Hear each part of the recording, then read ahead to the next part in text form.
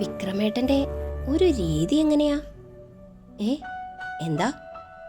അല്ല, ഈ പെൺപിള്ളേരെ ഒതുക്കുന്ന രീതിയേ. അത് കേട്ടതും അയാൾ ഫോമിലായി. അതിപ്പോ എവിടെയാണെങ്കിലും ഞാൻ അവരറിയാതെ പിന്നാലെ നടന്ന രീതികൾ മനസ്സിലാക്കും. താരം കിട്ടുമ്പോൾ നമ്മുടെ മരുന്ന് കുത്തിവെക്കും. പിന്നെ അവളുമാർ ഒരു മയക്കത്തിലാകും. അപ്പം നമ്മുടെ പണി എളുപ്പമായി. ശവമാകത്തുമില്ല, സ്വർഗം കാണുകയും ചെയ്യാം. അയാൾ ആസ്വദിച്ച് പറഞ്ഞതും അവൻ കാലുയർത്തി ശക്തിയിൽ ചവിട്ടി. അയാൾ പുറത്തേക്ക് തെറിച്ചു പോയി വീണു. പന്ന മോനെ, പെൺകുട്ടികളുടെ അടുത്ത് പോക്കൃത്തരം കാണിക്കുന്നത് പറയാൻ. എന്താ അവൻ്റെ ഒരാവേശം! ഇനി നീ ഒരു പെൺകുട്ടിയെയും ഉപദ്രവിക്കില്ലടാ, വച്ചേക്കില്ല ഞാൻ നിന്നെ. പുറത്തേക്ക് ഉയർന്നു ചാടി അവൻ നിലത്ത് കിടന്ന അയാളുടെ നെഞ്ചിലേക്ക് കാൽ അമർത്തി ചവിട്ടി നിന്നു. ആ! അയാൾ അലറി വിളിച്ചു. നീ എൻ്റെ പെണ്ണിനെ തൊടും അല്ലേടാ ചേറ്റേ! ദേവൻ കൈ ചുരുട്ടി അയാളുടെ മൂക്കിൻ്റെ പാലം ഇടിച്ചു തകർത്തു. അയാൾ ശക്തിയിൽ അവനെ തള്ളി മാറ്റി. ഇത്തിരിയില്ലാത്ത നീയാണോ എന്നെ ഞൊട്ടാൻ വന്നത്? എന്നാ പിന്നെ അതൊന്ന് അറിഞ്ഞിട്ട് തന്നെ കാര്യം. അയാൾ പറഞ്ഞുകൊണ്ട് ചാടി എണീക്കും മുന്നേ ദേവൻ ഉരുണ്ടുയർന്നു ചാടി അയാളുടെ നെഞ്ചിൽ ചവിട്ടി നിന്നു. അയാൾ വില്ലുപോലെ വളഞ്ഞുപോയി. അയാളുടെ വായിൽ നിന്നും ചോര ചീറ്റി തെറിച്ചു. ഇത്തിരിയില്ലാത്തവൻ്റെ ഇടി എങ്ങനെയുണ്ട് വിക്രമേട്ടാ? നമ്മുടെ സൂര്യണ്ണൻ്റെ ഇടി പോലെ സ്ട്രോങ് അല്ലേ? നിനക്ക് എൻ്റെ പെണ്ണിനെ വേണം അല്ലേടാ? നിന്റെ നഖം അതാണ് എൻ്റെ പെണ്ണിനെ വേദനിപ്പിച്ചത്. ദേവൻ്റെ ബൂട്ടിനടിയിൽ അവൻ്റെ വിരലുകൾ ചതഞ്ഞു. അയാൾ വേദനയോടെ അമറി. ശോ, ഇങ്ങനെ കിടന്ന് മോങ്ങല്ലേ വിക്രമേട്ടാ. ഒന്നുമില്ലെങ്കിലും നിങ്ങൾ വലിയ ഉണ്ടയല്ലേ ഉണ്ട. ഓ, ഉണ്ടയുടെ കാര്യം പറഞ്ഞപ്പോഴാ ഒരു കാര്യം ഓർത്തത്. എൻ്റെ പെണ്ണിനെ എന്നല്ല, ഒരു പെൺകുട്ടികളെയും നീ ഇനി കാമവെറി തീർക്കാൻ ഇരയാക്കരുത്. അതിന് വേണ്ടത് ഞാൻ തരാം. ദേവൻ അയാളെ ആകമാനം ഒന്ന് നോക്കി. പിന്നെ അയാളുടെ കാലിന് കുറച്ച് താഴേക്ക്, കുറച്ചു ദൂരം പിന്നിലേക്ക് നടന്നു. വല്ലാത്തൊരു ഭാവത്തിൽ ഓടിയെടുത്തവൻ അയാളുടെ മർമ്മം നോക്കി ഒരൊറ്റ കിക്കായിരുന്നു. Wonderful goal! ദേവൻ കൈകൾ മേലേക്കുയർത്തി തുള്ളിച്ചാടി. വിക്രമേട്ടാ, എൻ്റെ കിക്ക് ഇഷ്ടായോ? ഞരങ്ങുന്ന അയാളുടെ മുന്നിൽ കാലിലിരുന്നുകൊണ്ട് അവനൊന്ന് തലയാട്ടി. മോനെ വിക്രമ, ഇത്തിരിയില്ലാത്ത പയ്യൻ്റെ വികൃതിയായി കണ്ടാ മതി. എന്തേ, വിരോധമുണ്ടോ? ഓ, ഉണ്ടെങ്കിലും എനിക്ക് കുഴപ്പമില്ലടാ ഉവേ. നിന്റെ ഈ ഉണ്ടംപൊരി ഇനി വർക്കാകില്ല. എനിക്കിപ്പോ എന്നെ സന്തോഷമാണെന്ന് അറിയോടാ ഉവേ. അയാളുടെ മൂളലുകൾ കേട്ട് അവൻ്റെ രക്തം തിളച്ചു. അവൻ കുനിഞ്ഞ് അയാളുടെ മുഖം പിടിച്ചുയർത്തി. മയക്കുമരുന്ന് കുത്തിവെച്ച് നീ ജീവിതം നശിപ്പിച്ച എല്ലാ പെൺകുട്ടികൾക്കും വേണ്ടി ഞാൻ നിനക്ക് തരുന്ന ശിക്ഷയായത്. എന്നെപ്പോലെ ഒരുത്തൻ മനസ്സ് വെച്ചപ്പോൾ തന്നെ ഇത്രയും നടന്നെങ്കിൽ നീ ഓർത്തോ വിക്രമ. ഇനി നീ അക്രമവുമായി നടന്ന എൻ്റെ കൂടെ ഒരു കോളേജ് മുഴുവൻ വന്ന് മേയും നിന്നെ. ഇനിയിപ്പോ നീ വിചാരിച്ച പോലും മുള്ളാനല്ലാതെ ഇതുകൊണ്ട് വേറെ പ്രയോജനം ഉണ്ടാകില്ല. ഇത് നീ എന്നെന്നും ഓർത്തിരിക്കാൻ തന്നെയാ തന്നത്. ഒരു ഫിക്സഡ് ഡെപ്പോസിറ്റ്. ഇനിയും എൻ്റെ കയ്യിൽ നിന്ന് വേണമെന്ന് വാശി പിടിക്കരുത്. ഇതിലങ്ങ് തൃപ്തിപ്പെട്ടോണം കേട്ടോ വിക്രമേട്ടാ. എടാ നായിൻ്റെ മോനെ, കോളേജിൽ കയറി എൻ്റെ പെണ്ണിന് നീ സ്കെച്ചിട്ടപ്പോൾ ഞാൻ അറിഞ്ഞില്ല. ഒരല്പം വൈകിയെങ്കിൽ എൻ്റെ പെണ്ണിനെ എനിക്ക് എന്നേക്കുമായി നഷ്ടപ്പെട്ടേനെ. എങ്കിൽ വിക്രമ, നിന്റെ തല ഞാൻ എടുത്തേനെ. ഇനി ഒരു പെൺകുട്ടിക്കും നിന്നെ കൊണ്ടൊരു ശല്യം ഉണ്ടാകില്ല. ഇത് ഞാൻ എൻ്റെ പെണ്ണിന് കൊടുക്കുന്ന ഗിഫ്റ്റാ. അവൾക്കുള്ള എൻ്റെ ആദ്യ ഗിഫ്റ്റ്. ഒരു റിംഗ് ടോൺ കേട്ടതും അവൻ ചുറ്റും നോക്കി. നിക്കറിൻ്റെ പോക്കറ്റിൽ നിന്നാണ് ആ ശബ്ദമെന്ന് തിരിച്ചറിഞ്ഞവൻ അതെടുക്കാൻ കുനിഞ്ഞു. അയാൾ പേടിയോടെ നിരങ്ങി മാറി. ഛേ, ഇങ്ങനെ പേടിക്കാതെ വിക്രമ. ഏത് നായിൻ്റെ മോനാ വിളിക്കുന്നത് എന്നൊന്ന് നോക്കട്ടെ. അവൻ ബലമായി ഫോണെടുത്ത് കാതോട് ചേർത്തു. വിക്രമണ്ണ, ഞാനാ മുരുകേശൻ. ഒരു കോളുണ്ട്, ഞാൻ വരാം അണ്ണനെ കൂട്ടാൻ. അണ്ണൻ വേഗം റെഡി ആയിക്കോ. ഫോൺ കട്ടാകുമെന്നോർത്ത് ദേവൻ മുരടനക്കി. അണ്ണേ, മുരുകേശ. വിക്രമണ്ണന് അതിലും വലിയ കോൾ അടിച്ചു. വേഗം വന്നാ അണ്ണനും കിട്ടും. പക്ഷേ വേഗം വരണം, എനിക്കേ ഒട്ടും ടൈമില്ല. ഡാ, ആരടാ നീ? എൻ്റെ അണ്ണൻ എവിടെ? നിന്റെ കിണ്ണൻ ഇവിടെ മണിച്ചിത്രത്താഴൊടഞ്ഞ് കിടപ്പുണ്ട്. മുരുകേശണ്ണം വന്ന് തൂത്തുവാരി എടുത്തോ. എനിക്കേ ഒട്ടും ടൈമില്ല. എടാ, നീ ആരായാലും ഞാൻ നിന്നെ വെറുതെ വിടില്ലടാ. എൻ്റെ അണ്ണൻ എന്തേലും പറ്റിയാലുണ്ടല്ലോ. ഹോ, ഭയങ്കര അണ്ണൻ പാസമാണല്ലോ. നിന്റെ അണ്ണൻ അറിയാം ഞാൻ ആരാണെന്ന്. നീ സമയം പോലെ വന്നേക്ക്, ഞാൻ ഇവിടൊക്കെ തന്നെ കാണും. പറഞ്ഞുകൊണ്ട് ഫോൺ കട്ടാക്കി ദേവൻ അയാളെ നോക്കി. ഫോൺ അയാളുടെ നെഞ്ചിലേക്ക് ഇട്ടുകൊടുത്തു. ആരെയാണെന്ന് വെച്ചാ വിളിച്ചു. പോട്ടെ വിക്രമ. ദേവൻ വാച്ചിലേക്ക് നോക്കി. എൻ്റെ പെണ്ണ് ഇപ്പം വരും. ഇന്നലെ ഞങ്ങളുടെ മാരേജ് കഴിഞ്ഞു. ഞാൻ പ്രേമിക്കുന്ന പെണ്ണിനെ നീ തൊട്ടപ്പോൾ നിന്റെ സ്ഥിതി ഇതാണെങ്കിൽ, ഞാൻ കെട്ടിയ സ്ഥിതിക്ക് ഇനി നിന്റെ നിഴൽ അവളിൽ വീണ അറിയാലോ. ഇപ്പോൾ ഉടഞ്ഞതേ ഉള്ളൂ, അരിഞ്ഞെടുക്ക് ഞാൻ. താക്കീതോടെ പറഞ്ഞുകൊണ്ട് ദേവൻ തിരിഞ്ഞു നടന്നു. അയാളുടെ കണ്ണുകളിൽ പക നിറഞ്ഞു. സാറെ ഹോസ്പിറ്റലിൽ അഡ്മിറ്റ് ചെയ്തു. ബ്ലഡ് ടെസ്റ്റിന് കൊടുത്തിട്ട് വരുമ്പോഴാണ് അവളുടെ ഫോൺ റിങ് ചെയ്യുന്നത്. ദേവനാകുമെന്ന് അവളുടെ മനസ്സ് പറഞ്ഞു. അവൾ പോക്കറ്റിൽ നിന്നും ഫോൺ എടുത്തു. അവളുടെ ചുണ്ടിൽ പുഞ്ചിരി വിരിഞ്ഞു.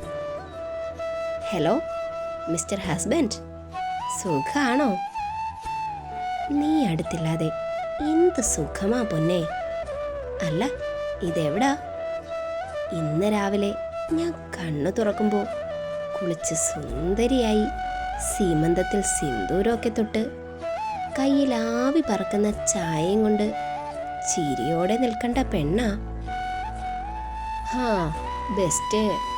രാവിലെ ആവി പറക്കുന്ന ചായയല്ല, കയ്യിലുള്ളത് കുറച്ച് ടെസ്റ്റ് റിസൾട്ടാ. ഹേ, എന്താടാ, എന്തു പറ്റി? ഇപ്പോൾ എവിടാ നീ? ഇതെന്തോന്നാ ദേവേട്ടാ, ഒന്ന് സമാധാനിക്കേ. എനിക്കല്ല, എൻ്റെ സാറ കൊച്ചിനാ വയ്യാത്തത്. ഇന്നലെ മുതൽ വല്ലാത്ത ചൂട്, ഇന്നിപ്പോൾ നല്ല പനി. മമ്മിക്ക് വയ്യെങ്കിൽ പപ്പയ്ക്ക് ടെൻഷനാണ്. രാവിലെ തന്നെ ഹോസ്പിറ്റലിൽ കൊണ്ടുവന്നു. ഇവിടെ അഡ്മിറ്റ് ചെയ്തു.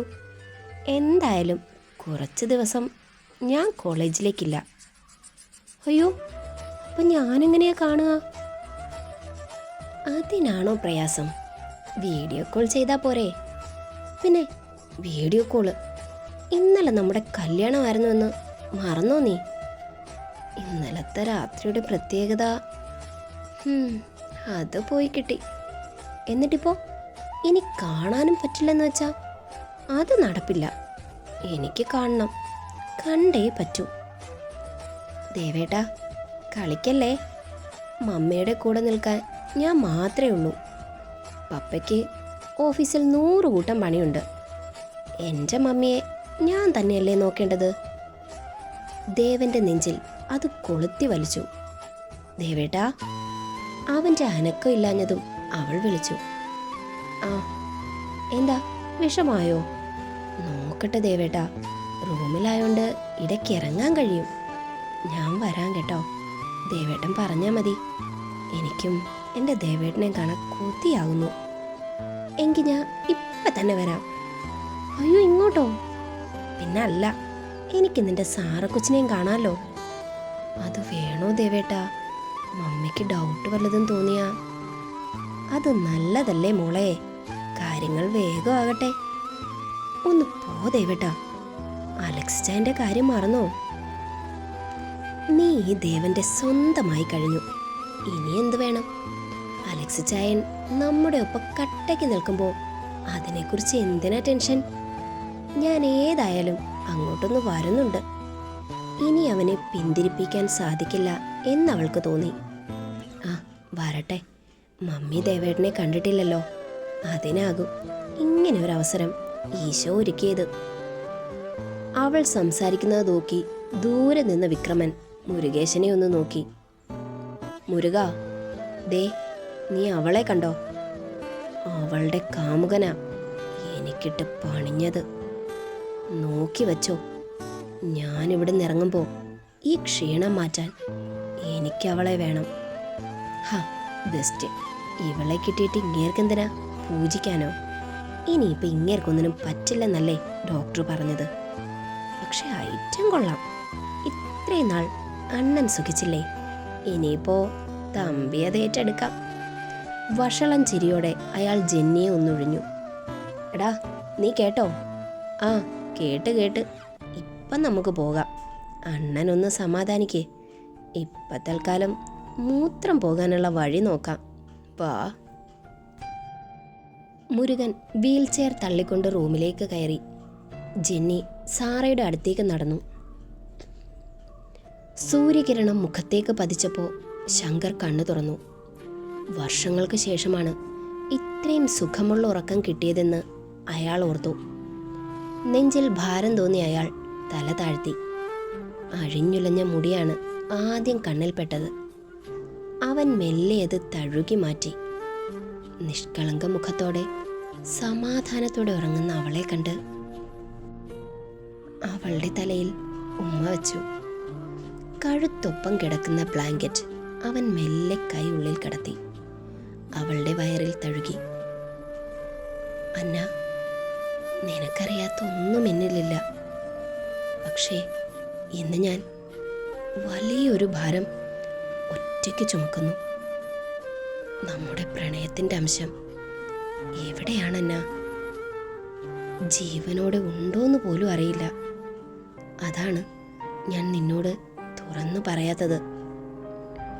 ഓർമ്മയുടെ ഒരു കോണിൽ പോലും നിന്നിൽ അതില്ലെന്ന് ഞാൻ മനസ്സിലാക്കുന്നു. പക്ഷെ അന്ന, നമ്മുടെ മോൾക്ക് എന്താണ് പറ്റിയതെന്ന് എനിക്കറിയണം. ഞാൻ കണ്ടെത്തും. നിന്റെ അപ്പച്ചൻ്റെ കൈകൊണ്ട് നമ്മുടെ കുഞ്ഞിനെ ഇല്ലാതാക്കിയെങ്കിൽ ഒരിറ്റ ദയ എന്നിൽ നിന്നും നീ പ്രതീക്ഷിക്കരുത്. അയാളുടെ മരണം എൻ്റെ കൈകൊണ്ടായിരിക്കും. അന്ന പെട്ടെന്ന് കണ്ണുകൾ വലിച്ചു തുറന്നു. എന്താ ശങ്കർ? അവൻ ഞെട്ടിപ്പോയി. എന്താ? അല്ല, നീ ദേഷ്യപ്പെടുന്നു എന്നെനിക്ക് തോന്നി. അതാ. ഉറക്കത്തിലോ? സ്വപ്നമാകും അന്ന. എന്നിട്ടാണോ നിന്റെ മുഖം വലിഞ്ഞു മുറുകിയിരിക്കുന്നത്? എന്താ ശങ്കർ കാര്യം? ഒന്നുമില്ല എൻ്റെ അന്ന. അവളുടെ മുന്നിൽ മനസ്സ് മറയ്ക്കാൻ അവൻ വളരെ പാടുപെട്ടു. അതെ, ഇങ്ങനെ കിടന്നാ മതിയോ? എനിക്ക് രാവിലെ എൻ്റെ ഭാര്യയുടെ കയ്യിൽ നിന്നും ചൂട് കോഫി കിട്ടിയാൽ കൊള്ളാന്നുണ്ട്.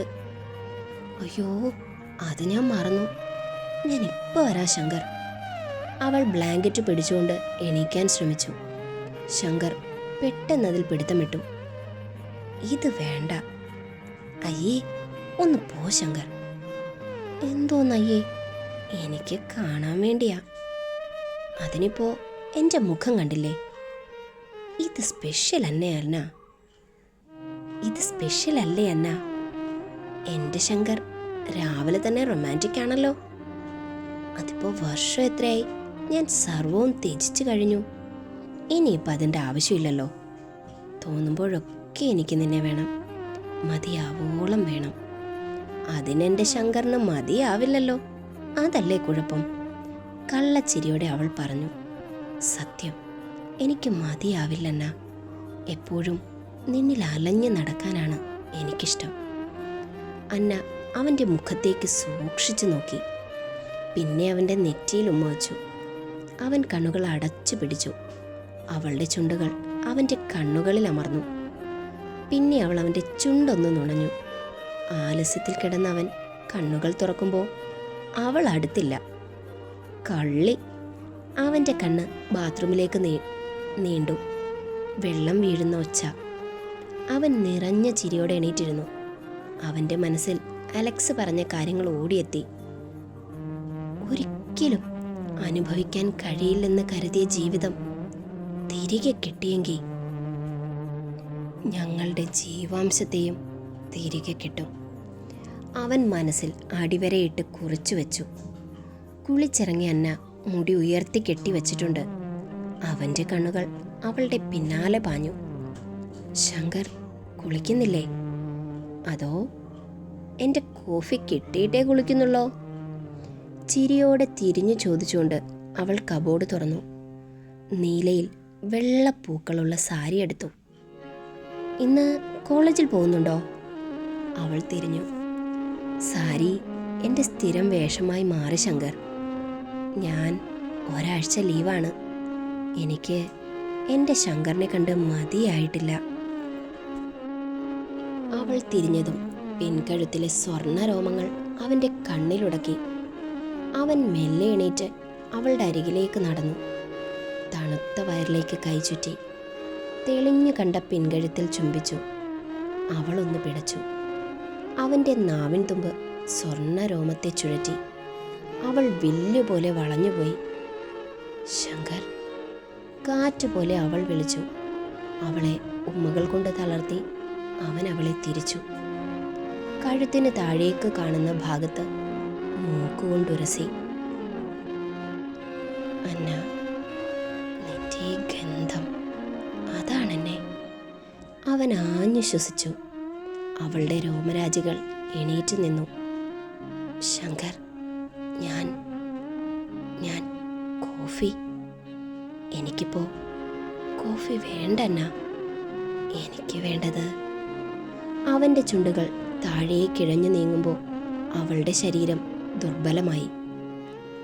ആദ്യമായി അറിയുന്ന അനുഭൂതിയോടെ അവൻ അവളിൽ പടർന്നു തുടങ്ങി. അവളുടെ ശ്വാസഗതി ഏറി തുടങ്ങി. അവൻ്റെ പ്രണയം അവളെ തളർത്തി. റൂമിൽ വീണ്ടും കിതപ്പുകൾ ഉയർന്ന് കേട്ടു തുടങ്ങി. ടെസ്റ്റ് റിസൾട്ടായെന്നറിയിച്ച പ്രകാരം ഉറങ്ങുന്ന അന്നയെ ഒന്ന് നോക്കി വാതിൽ ചാരി ജെന്നി പുറത്തേക്കിറങ്ങി. അത്യാവശ്യമായ മീറ്റിംഗ് അറ്റൻഡ് ചെയ്യാൻ പോയിരിക്കുകയാണ് മാനുവൽ. അവൾ ഇറങ്ങിയ പിന്നാലെ ഒരാൾ വാതിൽ തള്ളി തുറന്ന് അകത്തേക്ക് കയറി. അയാൾ ബെഡിൽ മയങ്ങിക്കിടക്കുന്ന സാറയെ സൂക്ഷിച്ചു നോക്കി നിന്നു. എല്ലാവർക്കും സ്റ്റോറി ഇഷ്ടമാകുന്നുണ്ടോ? എനിക്ക് ഹൈപ്പ് ഓപ്ഷൻ വന്നിട്ടുണ്ട്. എല്ലാവരും ഹൈപ്പ് ചെയ്യണേ. ലൈക്കും കമൻറ്റും ഒപ്പം വേണം. എന്നാൽ മാത്രം ഇന്നലത്തെ പോലെ ഒരു പാർട്ട് കൂടി തരാൻ ശ്രമിക്കാം. ഇങ്ങോട്ട് കിട്ടിയാലേ അങ്ങോട്ടും തരുള്ളൂ. ഓക്കെ അല്ലേ?